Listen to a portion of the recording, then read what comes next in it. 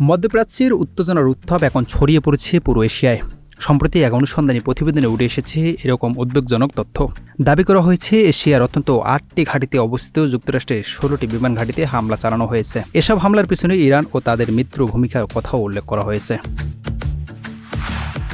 প্রতিবেদন বলছে এশিয়ার যুক্তরাষ্ট্রের একাধিক গুরুত্বপূর্ণ সামরিক স্থাপনার মারাত্মকভাবে ক্ষতিগ্রস্ত হয়েছে। কিছু ঘাঁটি এতটাই ক্ষতিগ্রস্ত যে সেগুলো আর এখন কার্যত ব্যবহারে অনুপযোগী। যুক্তরাষ্ট্রের নীতি নির্ধারীয় পর্যায়ের এক কর্মকর্তা জানিয়েছে এই হামলাগুলোর কারণ অঞ্চল তাদের কৌশলগত অবস্থান দুর্বল হয়ে পড়েছে। ফলে ওয়াশিংটনের ভেতরে ভবিষ্যৎ নিরাপত্তা ও প্রতিরক্ষা সক্ষমতা নিয়ে তৈরি হয়েছে নতুন উদ্বেগ। বিশ্লেষণের ব্যবহৃত হয়েছে কৃত্রিম উপগ্রহ চিত্র এবং সামরিক আঞ্চলিক তথ্যসূত্র।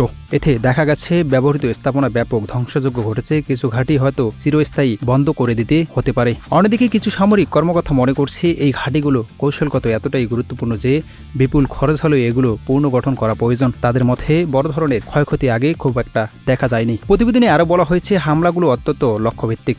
উন্নত রাডার ব্যবস্থা, যোগাযোগ কাঠামো এবং আধুনিক যুদ্ধবিমান এসবই ছিল প্রধান লক্ষ্য, কারণ এগুলোই যুক্তরাষ্ট্র সামরিক শক্তির গুরুত্বপূর্ণ অংশ। Mithu Morat, news desk, news flash 71।